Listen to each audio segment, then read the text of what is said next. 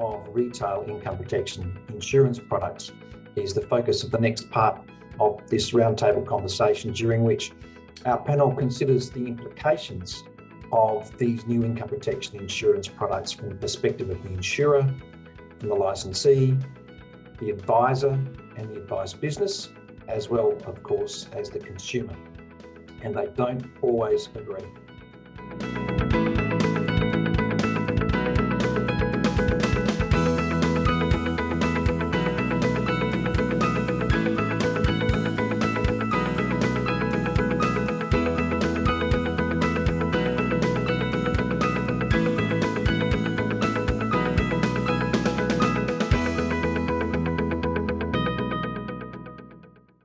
Turning to a peculiarly life insurance related conversation that has to do with income protection insurance. We were looking to have a conversation about the impact since the introduction, predominantly in October 2021, of the new era of income protection insurance products into the market. And what I'd like to do is ask the advisors first, and then the dealer groups, and then the life companies, Russell, about what's been going on. But I preface that with APRA statistics that were released last month, which shows an amazing turnaround in business profitability that relates to income protection insurance for the year ended June 2022, whereas up by the industry profitability was over $1 billion profit in the year to June 2022 for income protection insurance. Preceded year to June 2021 a loss of over $345 million. So that's of interest. I don't know what to make of it, but I thought I'd ask the advisors first, perhaps starting with you, Jody, and going around the table. What has been the impact of the changes to the income protection insurance product narrative? Yeah. I'll talk it from a ongoing client point of view. The impact of the changes have actually added value to our client experience. At our annual reviews, we're talking with clients about the fact that their income protection product is now an antique, effectively. You can't buy it anymore. And all of them are saying to us in our annual reviews, fantastic, gosh, I'm so glad that we saw you all those years ago and we've got that in place. What about premium increases? Premium increases actually for our clients, so long as the affordability is there, it's not actually a problem. I've had one client who said to me, this is getting really expensive, it's gone up by this amount. When I actually broke down their policy and in a PowerPoint of exactly what they're covered and how it would work at claim time, compared to if they cancelled it and replaced it or changed the policy, they immediately saw value. So I actually don't have an issue with our existing clients in terms of those IP changes. That conversation with your advisor actually re-cements the value of our knowledge and expertise. So that's pretty well across the board, and across the board. Across the board in terms of all of our ongoing clients, yeah, we've had 0 lapse rates since the IDIR changes and the increases in premiums, because it's about helping the client understand what they have and what would happen at claim time. That's the Perhaps key. Demonstrates a good relationship between you and your clients.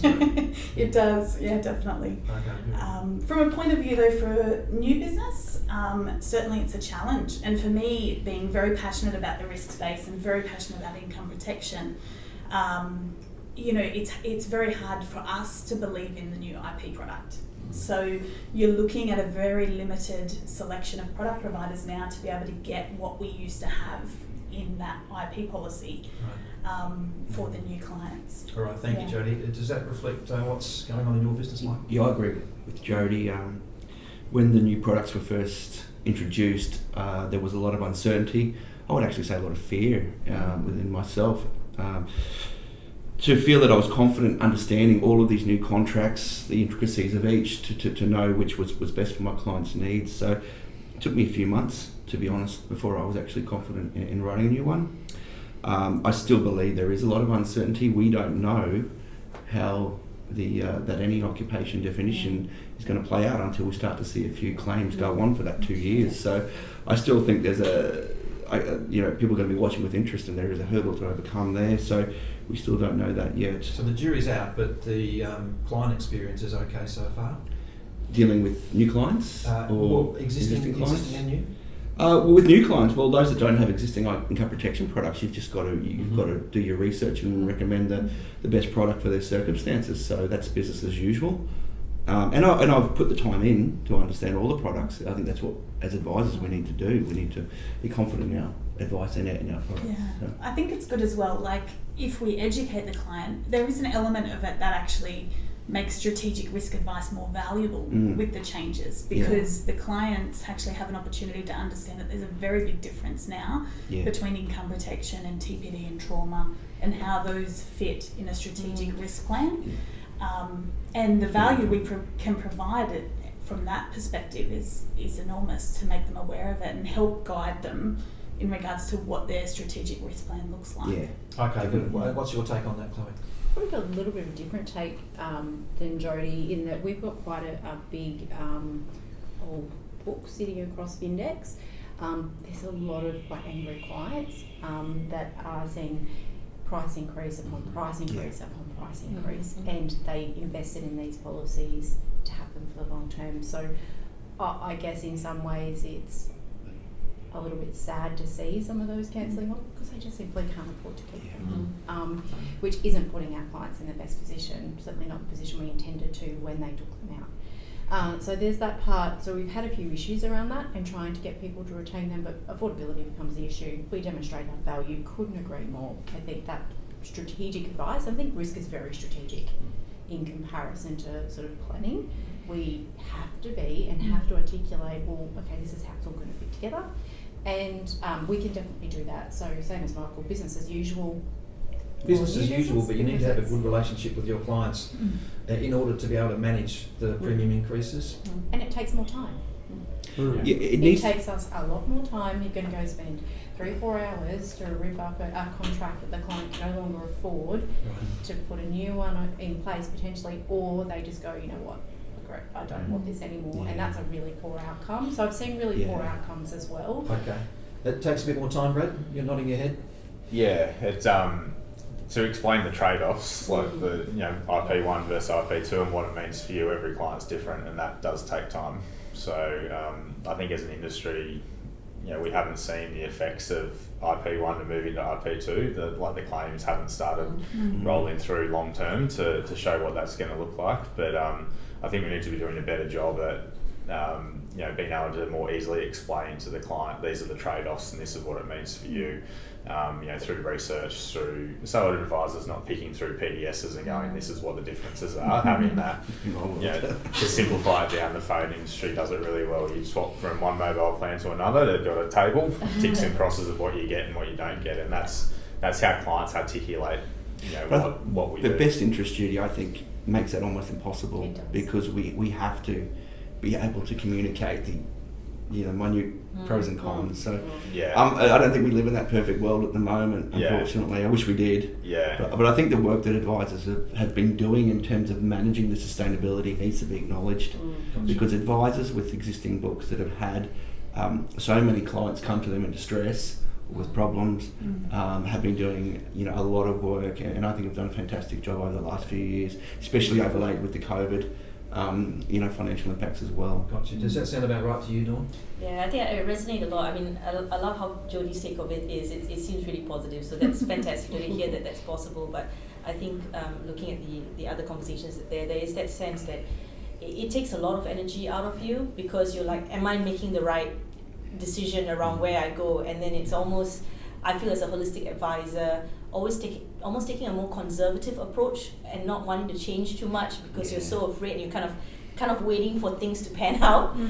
But then you're taking on a lot of the clients' sense of the fact that the premiums are going up. So you're trying to manage a lot of the emotions in the picture, and I think as advisors we are taking a lot on ourselves. So at some point that's got to, with everything else that's happened in our profession, something's got to give at some point where it's easier for us to do that. But I think we are trying to take it off the clients now, help them stay, because we know the impact of it probably more so than they do, and we just don't want anything bad to happen to them. All right then, so before we get the life company perspective from Russell, perhaps Jamie, if you can provide your take from the licensee, from the dealer group level perspective. A bit of a mixture really. So absolutely we've seen the impact of the higher premiums coming through, making it really challenging for advisors with existing books. But then there is an element of advisors who have leveraged it, like Jodie, where they're talking about the education process of why this is beneficial versus you going in a new policy. It's been a real trigger for us last year. There was a lot of advisors who threw their hands up and go, I'm out now, like I'm really done. I still know that insurance is possible. I'm partnering with this person, a little like what Phil was alluding to. And it was a trigger because there was so much uncertainty around how they would be compensated for going through an underwriting process. What does that look like in the future? I feel like the task felt mammoth coming out of COVID of, oh my God, I do not feel confident to sit in front of the client and talk about these new policies. I haven't even broken that down. Is it valuable? How do I talk about it? And what does that mean in the future? So it was a bit of a trigger for a lot of advisors going, this is all just getting too hard now. So I'm going to leave it and partner with someone who does just do this space. Outsourcing it. Yeah, and then on the new business side, absolutely, we have not seen enough claims yet to actually know what is the true impact of this. And you know, we wait with anticipation of what the life insurance companies give us in terms of that insight to know how scary could it be at the point of claim. But if I talk about the opportunity of what this has done is, although advisors were doing a needs analysis of assessing how much in IP or any insurance you need, I think the depth of strategy and strategic view is even deeper now, because the way the policies are structured, being before you could take 2 or 3 years of income and work out that rough average, looking at that only 12-month view and then having a staggered payout, you really need to assess a deeper view of the cash flow of the client. So that becomes an argument for greater specialisation. Absolutely. If you have not done the cash flow component, you are not helping the client, because what happens when that next tier comes in and wow, I'm getting even less. And the thing I look at is, if the government don't step in and help us do this better, what happens if it's a TPD or an income protection? They're going to go on disability support. So if we don't have products that are fit for purpose and great advisors helping clients, the government will feel the impact of this, because people are going to be on disability support.